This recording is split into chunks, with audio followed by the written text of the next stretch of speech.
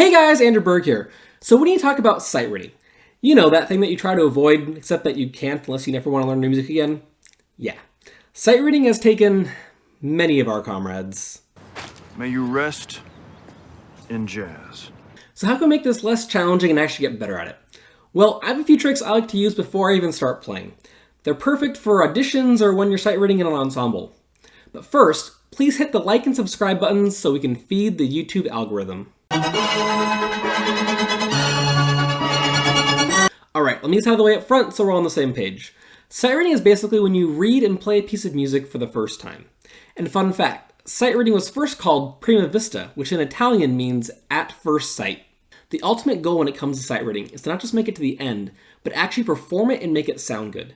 It doesn't matter if you're just starting out or have been playing for years, as long as you can read a single note of music, you can sight read something to that quality. Whether it's a concerto, Twinkle Twinkle Little Star, or just a single whole note, chances are you are capable of sight reading to a performance level. I like to call this sight performing, and it's a skill that most, if not all, professional musicians have. Well, how do we get to that point? It starts off with these 10 things you can do before you even play your first note.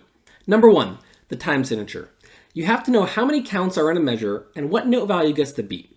Without this, you literally have zero chance of playing anything in time. If you happen to get a time signature you aren't super comfortable with, I would absolutely take the time to get more comfortable with it before moving on. But more on that later. Number 2, key signature. Like the time signature, this can be found in the upper left-hand corner of the page. Whenever I read the key signature, I always habitually move my fingers through the scale of the key the piece is in, just to get myself familiar with it. If you don't know your scales that well, don't worry about it. Just try to memorize what notes are sharp or flat in the key signature, and then make sure you try to play those notes correctly when they come up in the piece. Number 3, tempo and style. These two can often go hand in hand, or at least they're related. For example, the piece says medium swing. You can guess it's between 100 and 160 beats per minute, and then it has a swung eighth note. If the piece says andante and has them to play lightly, you know it's probably going to be classical music, and you can guess it's going to be about 75 beats per minute, moving forward at a light stroll. Number 4, do they change? Now that you've cleared out the upper left-hand corner of the piece, take a second to look through the rest of the piece and see if the time signature, key signature, tempo, or style change at any point. Then, make a mental note of where these occur in the piece and go through the same motions as the first 3 points. Number 5, roadmap. This refers to the basic structure of the piece and how you will drive through it. You want to look for any repeats, first, second endings, codas, fermatas, pauses, basically anything at all that would stop you from playing the page from top to bottom. Also, I'm going to include any significant text you might find, such as tacit first time or solo. Okay, everything up to this point, the first 5, have all been about when you start playing, making sure that you get to the end of the piece and that you're playing in time with the rest of the ensemble that you're playing with. Making it to the end of the piece when you're sight reading and not getting lost are the most important things you can do. Everything else after this is just to make what you actually play sound better. Number 6, difficult rhythms. While you're doing your roadmap scan, keep track of any areas that have difficult rhythms. This is also where difficult time signatures can come back into play. If you're already uncomfortable with the time signature, really pay attention to any rhythms that look challenging, because the unusual time signature can make them infinitely worse. Besides that, just focus on any syncopated rhythms, any ties that cross the bar lines, and anything else that makes you do a double take, because when you're actually sight reading through it, you're not going to have that chance to do a double take.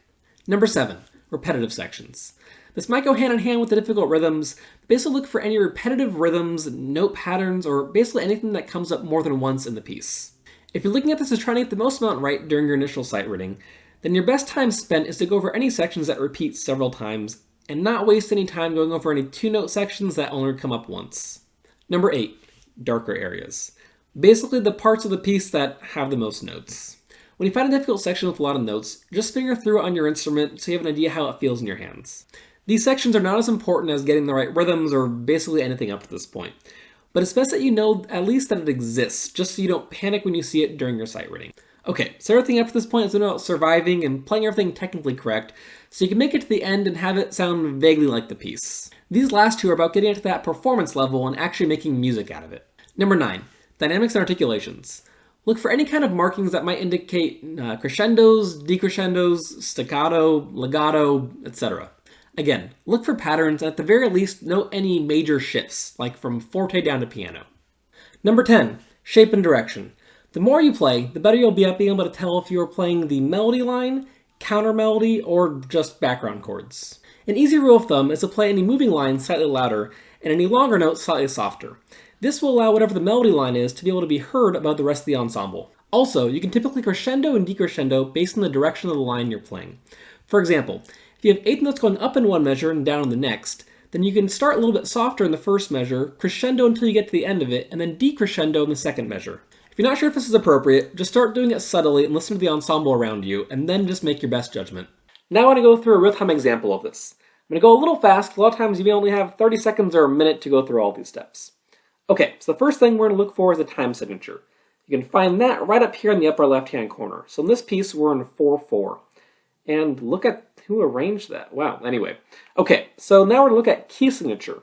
This one, we're going to be in the key of D, which is two sharps, F sharp and C sharp.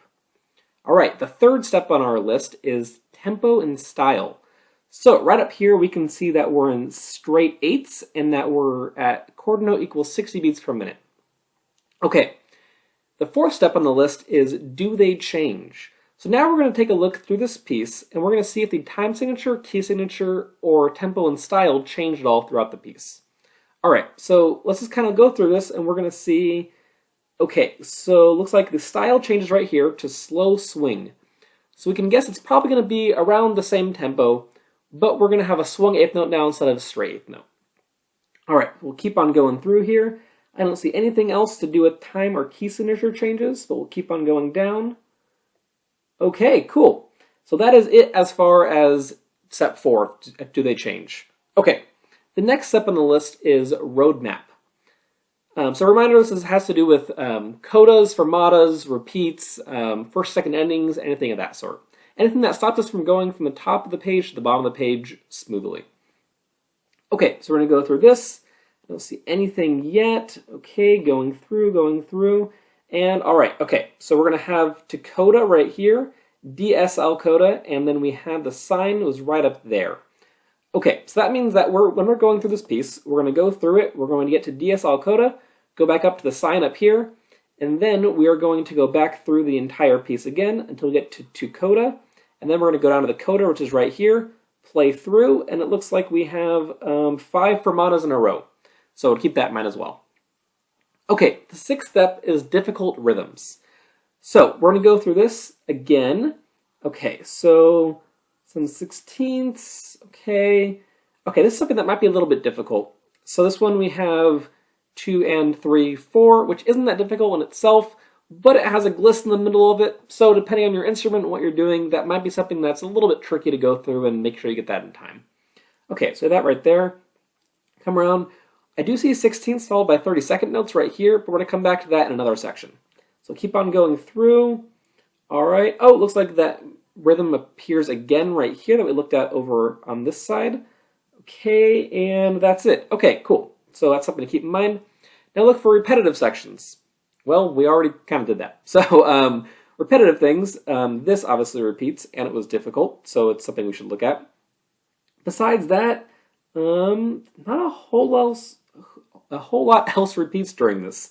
Okay, so the next section next one we're going to look at is darker areas of the page. So that would be these 16ths right here. So if that is a difficult fingering for you on your instrument, might be something to look at. And then the main area I'm going to look at is this right here. So again, this is 4 16ths followed by 8 32nd notes. To me, that doesn't look too difficult on the alto saxophone, but depending on your instrument, that might be something you want to take a look at, especially for sight reading. So that is a little fast to sight read. Okay, step number 9 is dynamics and articulations. So for this, we're going to look through, and it looks like not a lot of articulations written in besides glisses a few times, and that's really about it. Okay, so then dynamics. Start off at mezzo piano. We're going to go through this and mezzo piano again, crescendo, decrescendo that line, crescendo right there to a forte at B. It's an important note to note. Crescendo again. We're at mezzo forte at A, but then down to mezzo piano a few measures later. Looks like, when we're going to the coda, instead of going down at mezzo piano, we're going to be crescendoing right after that instead. Something to keep in mind. And then mezzo piano to forte at the end right here, followed by mezzo forte and forte for these last few fermatas. All right, now we're going to look at shape and direction of the lines. So again, this is about making sure that when we're playing through it, we are adding any kind of musicality that we can. So crescendoing as we're going up and decrescendoing as we're going down. So something like this, we might crescendo these first few notes, decrescendo down right here, and then decrescendo kind of down to this last note before we crescendo up. Coming down right here, this one right here, it's already at mezzo piano, so we probably don't want to actually do too much on this section. It's probably already going to be fine at that volume. This one we already have written in. This line right here, which again also repeats right here, we already have the crescendo written in later on, so might as well add it right here as well. Then we can see how it sounds when we play it with the ensemble. Alright, so then we're going to go through. This has dynamic written in for us, so we don't have to worry about that. This one right here also has the crescendo written in, so we're good there. And that's really about it. Alright, cool. Thanks for watching. My name is Andrew Berg, and if you like this video and want to learn more about music, I post once a week covering everything from practical practice tips like this, to in-depth musical discussions, to improvisation. Please comment down below if you have any questions or suggestions for me. Don't forget to like, subscribe, and hit the notification bell so you get notified the next time I post. Oh, one last thing. Practice.